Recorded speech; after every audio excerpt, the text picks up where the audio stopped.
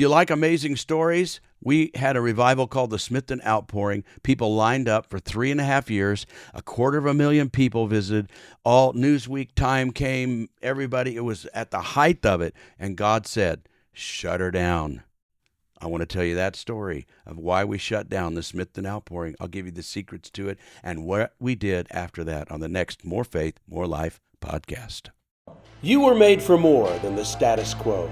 I'm Pastor Steve Gray, and this is the More Faith, More Life podcast. This podcast is for Christians with an ambitious heart who want to be more for their family, do more with their career, and see more of God's promises in their life. I've spent many years as a worship artist, minister, nonprofit leader, bold truth speaker, and most importantly, father and spouse. When I was in my early 40s, I was craving more from God and more from life. I'd done everything I was supposed to do. My life was good, but it wasn't good enough. So I spent the following years diving into the Word of God and searching for the biblical principles that would bring me closer to God and help my purpose and life flourish. That's what I want to share with you. In every episode, you'll get practical tools based on real-life experiences that you can put into action to redefine your faith and ultimately your life. So, if you're ready to do more, subscribe to More Faith, More Life, and hear an unfiltered biblical truth every week. It's time to be and experience more.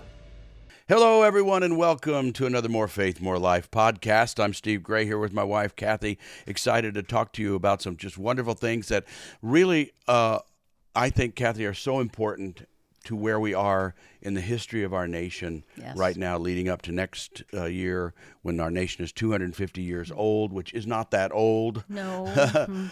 You know, Kathy, if you think about that's old, there's the historians and Bible scholars have 400 years that, wasn't it 400 years that the Israelites were in slavery? Yes. And then 450 years or 400 years between what we call the Old Testament and New Testament, which they call the silent years, where God did not send a prophet. I don't believe God didn't speak to people, but it was informal. God was speaking informally, but he made no formal speeches, so to speak, through a prophet for 400 years until John the Baptist shows up and says, prepare the way of the Lord, you know. There's the Lamb that takes away the sins of the world. Yes. And till John the Baptist. That's so exciting. Yeah. So 250 years is not that long to God, but we have a rich history that God's trying to do as we lean towards the 250 years. I feel the stirring of God. I know other people do too. Yes. We are in one of the greatest historical moments, certainly of my lifetime, but in maybe the lifetime of our nation. That's what I was trying to say. Yeah. Well, you've been working on a project. Tell us about your project, and then we'll move on with the project. Okay. Well, you have been doing. We've been discussing really your legacy, and I've felt for a long time that we need to gather together the whole story of Steve Gray, and not because you're Steve Gray, but because there is a legacy in everything that you've lived, the decisions you made, your commitment to God, your movement in the Holy Spirit, touching the world twice with an outpouring of the Holy Spirit. And there's so many riches there. And, you know, we've been married 50 years now, and I've watched every moment and every step of the way.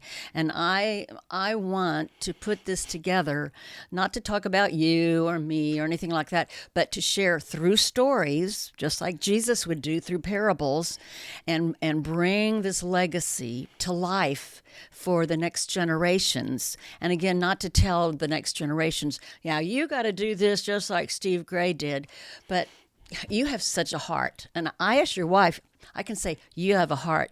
You have courage. You have commitment. You have dedication, self-sacrifice. You have much more mercy than I have towards people, you know, and working with everything like that.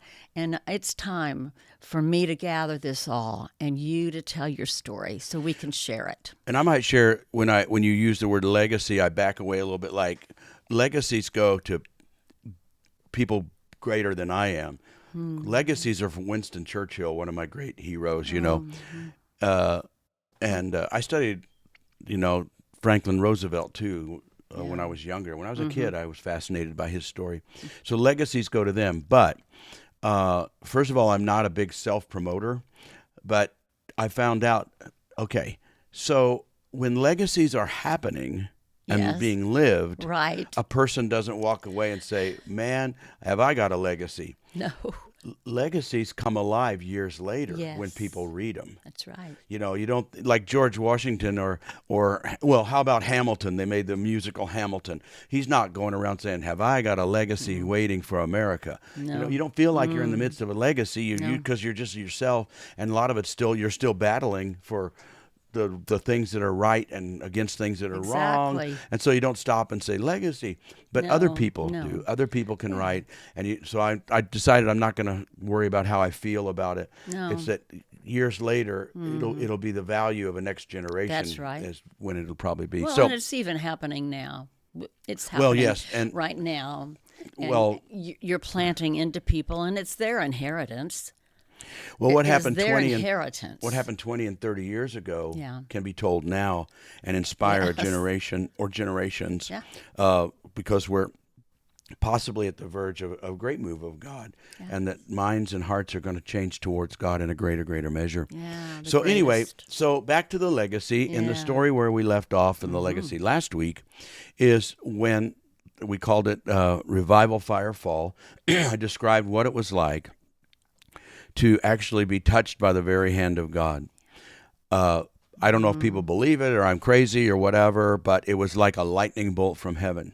Did you know Paul on the road to Damascus was struck very similar, Yes. very similar, and it knocked him down. And for me, I jumped up and he went down, but it was so important. He told it 3 times in the Bible. He told the story of the road to Damascus. Did you know that? 3 times. That's how important. It's like hanging out with Paul, and Paul's writing the Bible, so to speak. And that wasn't that way. Writing those letters, Yeah. and talking about the great things of God and how to live the godly life. And he's going along, and to live the godly life, and you need to live for God and have faith. And oh, by the way, did I ever tell you about the time I was on the road to Damascus? And then he goes to another town, and he's talking about the Yeah. greatness of God There you and go. the power and how you need to live by faith and die to self. Hey, did I ever mention to you that I was on the road to Damascus and the power of God came down and knocked me to the ground? So he told it 3 times, and I view that as we go on and we move on and we move on and we move on and we teach all these great things, and all of a sudden Yes. stop it. By the way, did I ever tell you about the time that heaven came down and struck me like lightning? And a very much nobody in a town of 532 people, preaching in a country church that not too many people cared about except the people that went there. We had a good church in a town of 532. We had a crowd of 150 people would pack in there, maybe more sometimes. But it was indistinguishable to everything else was. Everything was going mega in our country. Big television, Christian Yeah. television networks are huge. Yeah. Churches were getting big and huge, and we were hearing we heard the phrase for the first time, mega churches. And I remember writing it afterwards. I wrote in one of my books, I said, every time I heard the phrase mega churches, it always reminded me that I had a mini church. And crowds were shifting. People were leaving They would smaller shift, churches yeah. and going to bigger churches because they had more money, more programs. I get it. And I said in there too, like every time you hear about a mega church, remember some pastor's sitting at home sitting in his church going like, thanks a lot. Now I got a mini church, because people would leave and go to the mega church. Yeah. Okay, so anyway, I was struck by the power of God. I described it. They need to hit the podcast. People need to hear it. Yeah. People need to hear stories. But that went on 5 services. It was 6 and 5 services a week for 3.5 years. 250,000 people came through the doors of the building. Time magazine came, Newsweek. I'm repeating on purpose. Newsweek magazine came, magazines, newspapers, television interviews. Television people brought cameras into the services from local stations or other stations. The media was really on top of this story of this little town. And of course, we were catapulted from an obscure pastor who thought God was finished with him, which I told you that. I came and said, I think God's finished with me. And what a few weeks later, all of a sudden it happened. And a few months later, during that year, we're catapulted from local, national to international ministry and traveled the world. Yes. Publishers came to me and said, would you Yeah. please write a book? We'll publish your book. We want you. And so I wrote my first book, When the Kingdom Comes, is in 7 languages now, I think, 6 or 7 languages. And so it just spun and went. Yeah. So now all the crowd, every day, crowds in this small town, crowds are lining up to get in the building. Could there be any more higher thing of success? What pastor would not want to keep going, being on TV, magazines coming? I mean, if you're pastoring a mega church and you said, hey, I want Newsweek magazine to come and do a story on us, you couldn't get them to come. I mean, it'd be something really would have to happen. Yeah. And we had to have something happen that the services were so thick with God that people came from all over the world. They just set foot on the property. They just walked into the building, and you knew something intense is in this room and in this church. Yeah. And so people continued to come. How many times did our friends from Singapore, halfway around the world, come and see us? They didn't come just once. No. They came back, or Japan, or North Korea, or Europe, or whatever. Something had to be in the building. Yeah. So here we have this tremendous story and what appeared to be a tremendous success. We went to Singapore. It was Singapore. And had great services in Singapore. It's a long flight back. I didn't feel or notice anything different until we landed. We landed in Kansas City. We had to drive 2 hours or less to get to Smithton from the airport because we were out in the country, passing all the cornfields, and they called it some called it the cornfield revival because you pass so many cornfields to get there. Fun. Yeah.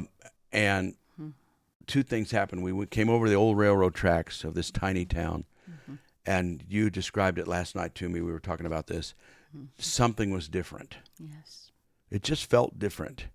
It felt stirring, but it felt a little empty stirring, something. I went back to the church building that day because we'd been out of town for 2 weeks or whatever. And when I entered it just felt completely different in the sky above us. And I came back to you and I said, God said we're supposed to move this revival. We're done here. We're done. And I obeyed God. I remember telling, it's in, by the way, the book Follow the Fire, you can get it on stevegrayministries.com, talks about how we moved. It's very dramatic and it was very difficult. Yes. But I asked God, I said, well, how do I know if I move that the revival will continue? And remember what he said? Yes. I heard him say, I'm not going to guarantee it, because that wouldn't be faith. A guarantee is not, you don't need faith. Oh, I got a guarantee. He said, I'm not going to guarantee that it will keep going. What I will guarantee is you don't move, it will end. You're done. It'll be over. So 1999, I told you we weren't going to not to use dates, but it was. We were gung-ho, crowds coming, lots of attention being given to us and coming from all over the world. And I said, of that year, Thanksgiving will be the last service we have in this building. I'm shutting it down. I'm closing it. I won't do it anymore. By that time, we prayed at different cities and where should we go? What should we do? And the most logical, I get it, was Kansas City. Your parents lived here. Yeah. They'd been praying for 20 years for us to open a church, and I didn't know that. Yeah. We had gone to Kansas City a number of times to do revival services in different churches, and it just was the most logical place to move to. Right. We did. For people who need to know history-wise, we did try to stay in Smithton. Yes, we did. Before the shutdown moments. I was trying. We outgrew the building. We needed another building. We needed another location. The town was too small for us. We came at 6. We opened the building at 5:30 or 6 and closed it at 1 o'clock in the morning. The neighbors had enough of us. Yeah. Crowds were twice the size of the city, slamming car doors, having to put up signs and traffic signs and stuff because of the traffic. They'd had enough of us, but that's not why we went. I don't know. Right. Well, I do know why, but that's not why. The spirit of what should have been in that town was leaving.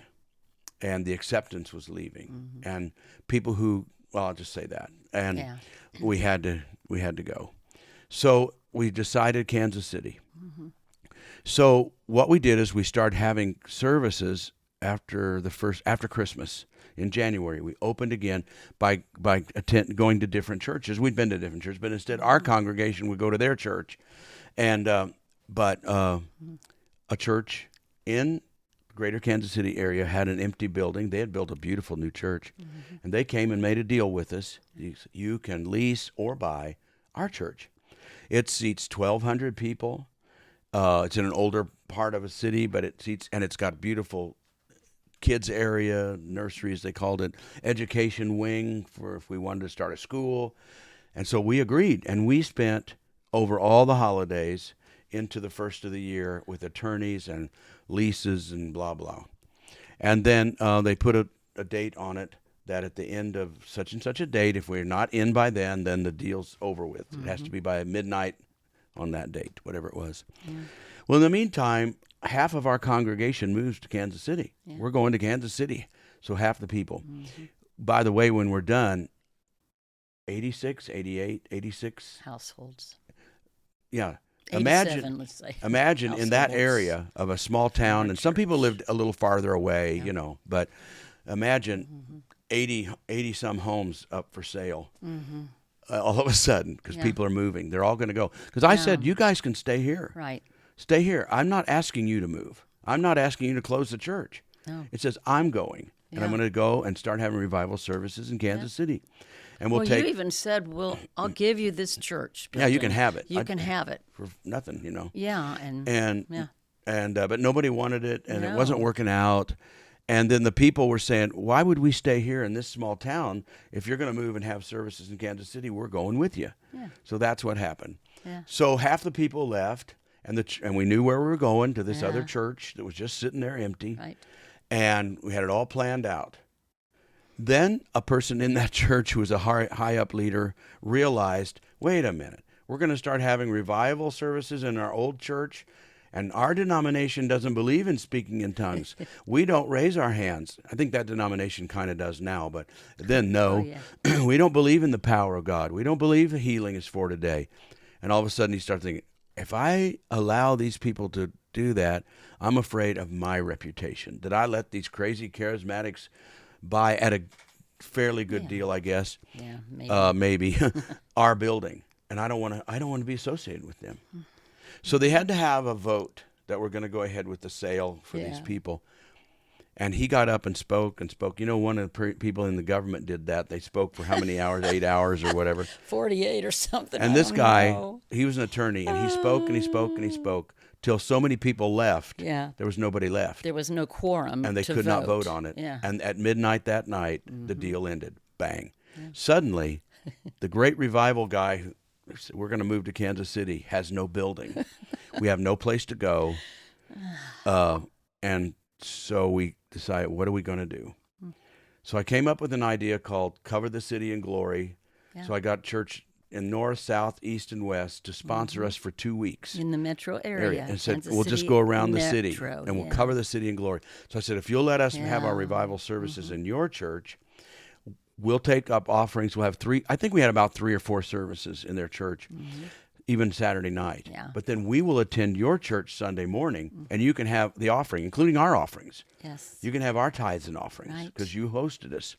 So churches did it, and we kept it going. But it still wasn't right because we don't have a place to land. No, but Steve, I just got to interject. During that time, our congregation were thrilled. They were happy. They were buzzing, buzz, buzz, buzz, happy, happy, happy. And they'd come in for these services and worshiping and being friendly to all the out-of-towners who were coming and finding us in these various churches. They were all so happy and at peace, and they loved this new adventure, and they were rah-rah.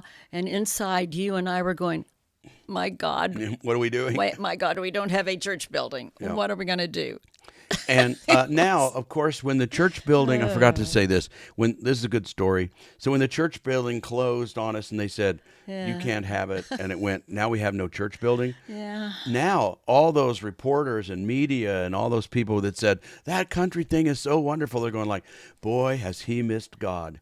He really missed God, and pressure came to me. They said, "Why don't you? If you don't have a building, just relax. All you got to do is go back to the and you own the building.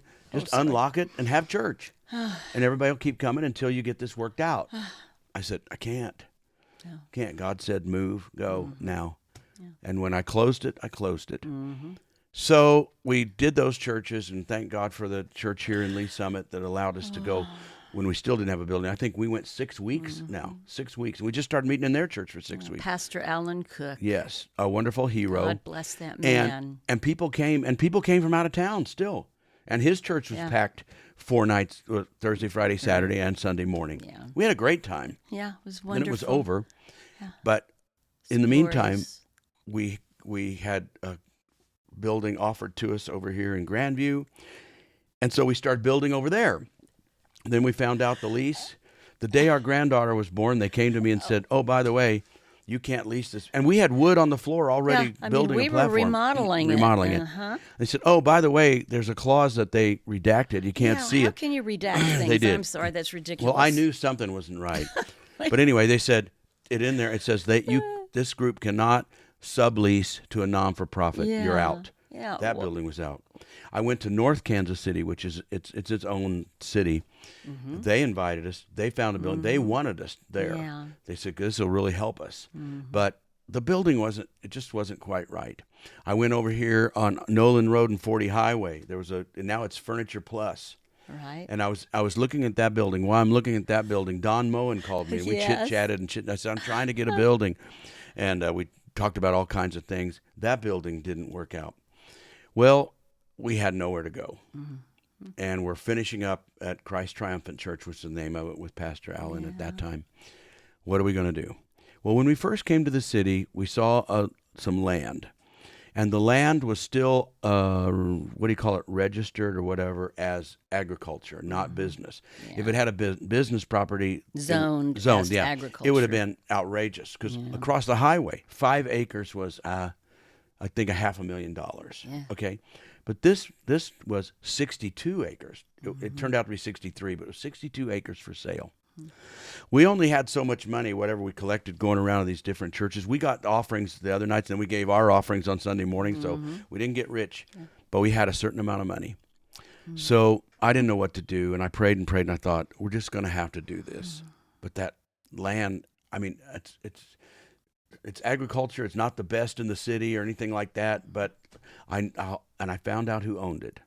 And the owner had built some apartments by it, and he was in his 80s. Yeah. He's probably no longer with us now. It's a long time ago now. Yeah. But he was in his 80s. I found out his name, made a call, and said, "Would you meet me for lunch?" And I sat down, and I told him the story of the Smithton Outpouring. I told him why I was moving and what I had to do. And I told him about the other church that pulled the rug out from us when they shouldn't have, but we're happy they did now. God turned it to good. My Lord, yes. But... and by the way, that building never did anything. They tore it down. It went to zero. Could have been to the ground. But anyway, so I sat there across from him, and I remember putting my hands on the table. And I said, "Look, I've got this much money." I think I even took it in a bag. I don't know, but anyway, I said, "This is how much money we have. That's all we've got. Would you sell us 62 acres at Highway 5 and View High Drive for this amount of money?" And he said, "Yes, I will." So we bought the property, and it looked like smooth sailing, right? 30 days. This is June now. We closed the Smithton Outpouring at Thanksgiving. Yeah. It is now June, and we're all over the city with no place to go. Circling. And end of May, 1st of June, we closed on it, and we were going to be on the property in 30 days. Yeah. So we get ready to do it. We don't have a building. So I said, well, what we're going to have to do, we'll have to set up a tent, like old-fashioned tent revivals. And we had to even scrounge up the money for a tent. We found a tent for $3,000, so we had to do some services, take the money, and go buy a tent, which I hadn't seen.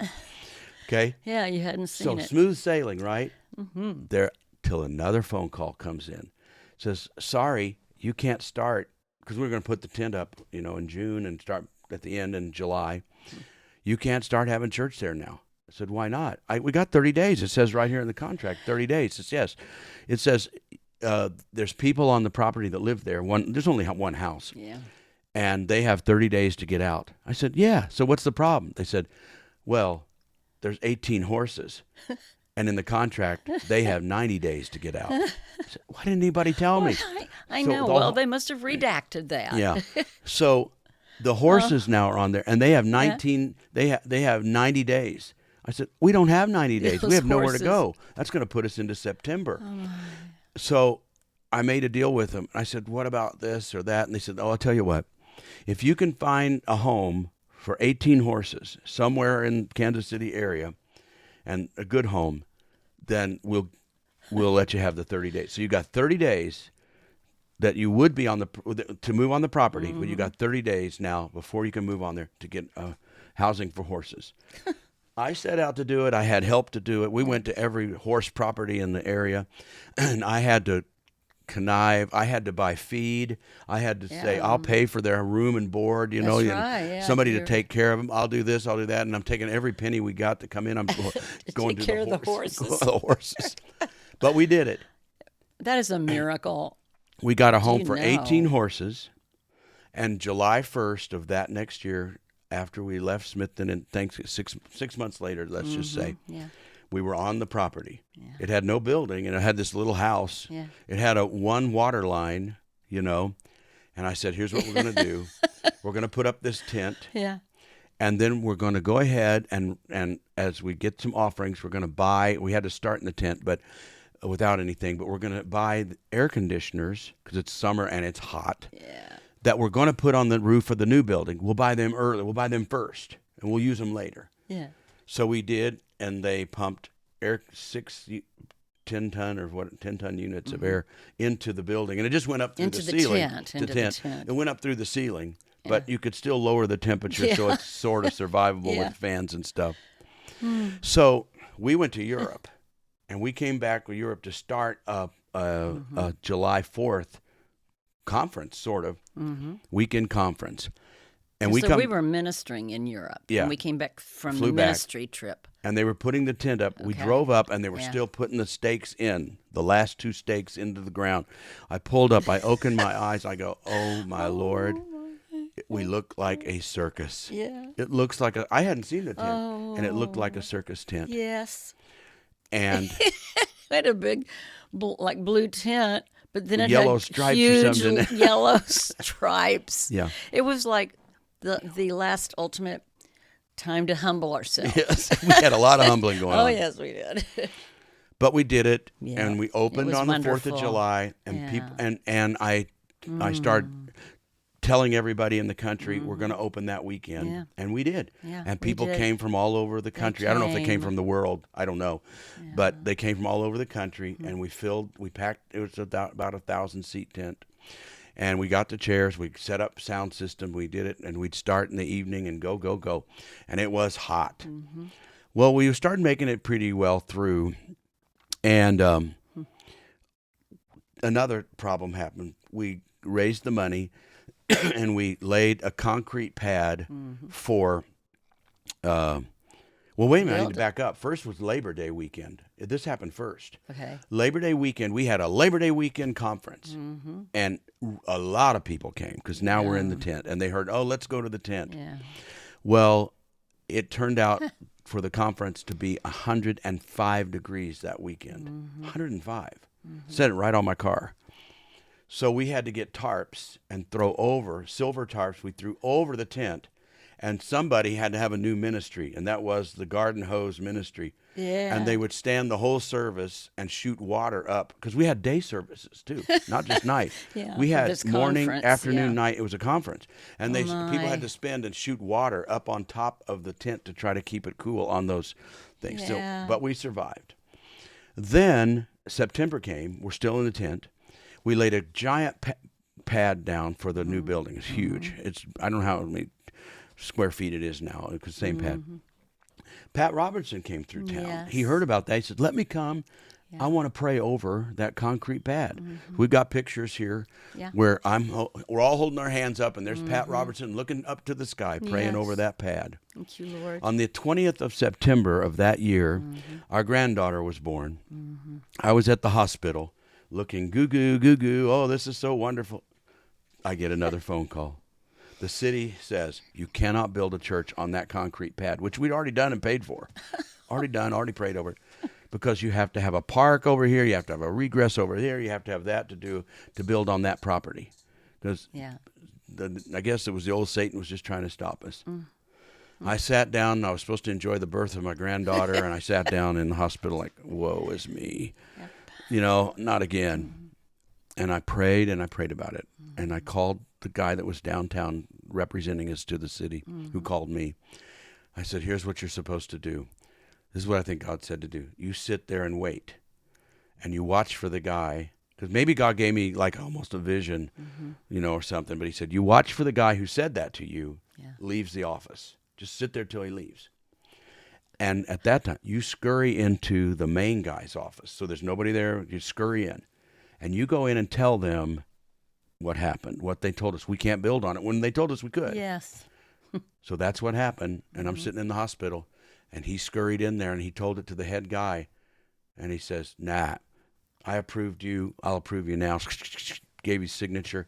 And within less than an hour of the first call, I got a second call says, we're approved. We can build on the property. Yeah. So Thank you, Lord. We continued in the tent, and we were building the foyer up, the front of the building. Okay. And all of a sudden, though, we still couldn't get in the building. It was starting to go up, but all of a sudden, December comes. We're still in a tent in December. We took the air conditioning and put heating units in them because they were going to be heaters anyway on top. And we started pumping heat, which also went up through the top. Yes. And and I got to walk around, but you told me and others told me that it was freezing. That was torture because it like gravel for the floor. Yeah, we had gravel. And I would wear 4 or 5 pairs of socks and then my thickest boots and everything and wrap up with an army blanket. And I tell you what, your feet instantly began to freeze. And so I was like hoping sometime. December usually was a mild. Yeah, it was. It was still mild in like December here usually. Record-breaking though. And all of a sudden we show up, and I pull up to it, and the thermometer on my car says minus 5 degrees, and we're having church. And that was in not a tent without the wind chill index. Yeah, in a tent. But you know what? People came. Yeah. And most importantly, when it was 105. And when it was minus 5, God came. Do you know the hundreds of stories that are still being told to this day said, I was there at the tent. Yes. I was there at the tent. Yes. I was there at the tent. God moved. And we hung in there. Yeah. And the city came and said, you are in trouble. I said, what? We're not going to give you permits. You're not going to be able to build this. It's going to take you 2 years to build this building. I said, I don't have 10 years. 2 years. 2 years. I have 2 years. I have about 6 months, and then winter is really going to come in. Yeah. And it came early even. And guess what then? 6 months later, on January 5th of that next year, we started in the tent in July. Yeah. We go around through the holidays, and January 5th, we moved partially. Crammed in to as much as the city would let us because the building wasn't finished. They let us get in and start having church indoors January 5th of that year.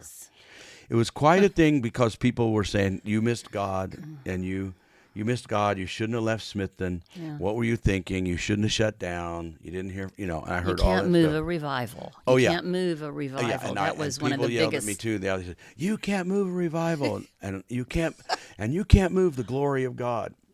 And you know what I said? I said, watch me. Yeah. Watch me.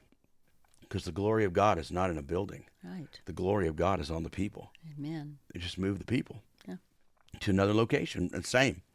And God touched and struck and moved and did until we got into our new building. And we continued to have revival that year until the next September of 9/11 hit. And all of a sudden, airports were shut down. Travel was shut down, and we realized, okay, there's a new season in our country. We can quit now and start developing as another church. We still traveled, but we built the House of Hope and Healing. We finished that building. Oh, we should say this though. You had a women's conference a few months after the first January 5th meeting. And Gloria Copeland was the main guest speaker, and people were coming all over to here, and it was packed out. and we were trying to finish up the building. And they kept calling, said, she's on her way. She's on her way. She left the airport. She's on her way. And we're going, okay, we're hurrying. And there were men still tacking carpet on the platform. Yeah. And they finished up that one thing. Right. And they said, she's here. And she walked in the building when the last hammer went down. Yes, that Fun was story. That was a fun story. But 9/11 happened, and then we finished that building. We built a building called the House in Hope and Healing, just meant it's a healing house. And then we built an education building that we still use today with rooms and a gymnasium. Yeah. So we spent those years building a building. Now, at that point, I don't know where your legacy is going to go unless it goes up a few years to the Kansas City revival that struck again in an unusual way, and people lined up again to get in our building for 3 years. And we were shown in 200 nations. And I don't know if that's where you're going to go next. Well, maybe just a little bit of understanding about what was happening during those years with us and our congregation, and maybe even some of the battles, because there were pastors in that area that were bad-mouthing us and telling people horrible things about us and saying, they were? Oh, well, I was protecting you. I never, and saying, don't go there, don't go there. I didn't know They're about just that. in it. They're just in it to be. Steve Gray's just in it to be famous. Oh yeah, they I'm did like, say. what they did in say. the world? They did say his ego got to him, and Oh, his my small town's not good enough. Lord. Now he wants to be a superstar my- in Kansas City. and But a lot of them were afraid too, because now the famous Yes. guy is now in town. But I wasn't that way at No, all. you were not. But we'll talk about that next time. Yeah, I think that would be a good area to Some share of the things a we little learned bit. during those years, Yeah, and what we did. and what we had to fight against. I wasn't going to talk about that. No, we're not going to talk about that. No, because that didn't make any difference. Well, no, Nobody but sometimes stopped us. people need to know there are obstacles. Of course. What Well, do I already you we just talked about all the obstacles, Well, yeah. but we built a church. Well, yeah. And we started a school of the Bible, you're not revival supposed school. to correct me when we're doing a podcast. I'm not My correcting you. I just word. said I wasn't thinking that we were going to talk about.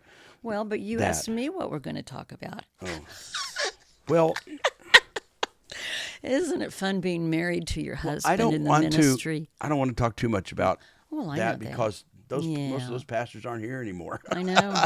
I outlasted them anyway. They're out elsewhere. Okay, gang, we will get on track and we'll get one mind and one heart before we see you again. Yeah. But we're talking about legacy. Go to stevegrayministries.com. Get the book Follow the Fire. You can also get When the Kingdom Comes, which they asked me to write. Other materials, If You Only Knew, and of course the book Like Gideon, I had it here a minute ago. Mighty Like Gideon. Get that, and then we're already working on a new book. So tell your friends about this podcast and tell them to get it. We're going to continue to talk revival because the revival is stirring in the land. Yes. And we don't know where it's going to go, but we've had a lot of experience about it, and 2 moves of God that were sustained for over 3 years. Yes. Not just for 1 week, but over 3 years, every week, and people came from all over the world. You that live in Kansas City, whether it's us or somebody else, wouldn't you like people to come from all over the world and know there's revival is in the land, and it's not just the Royals, Kansas City Royals, and it's certainly not just the Kansas City Chiefs and other great teams we have here, but there's a place where God is coming down in the middle of our country. We'd like to have that happen, wouldn't you? Till next time, bye-bye.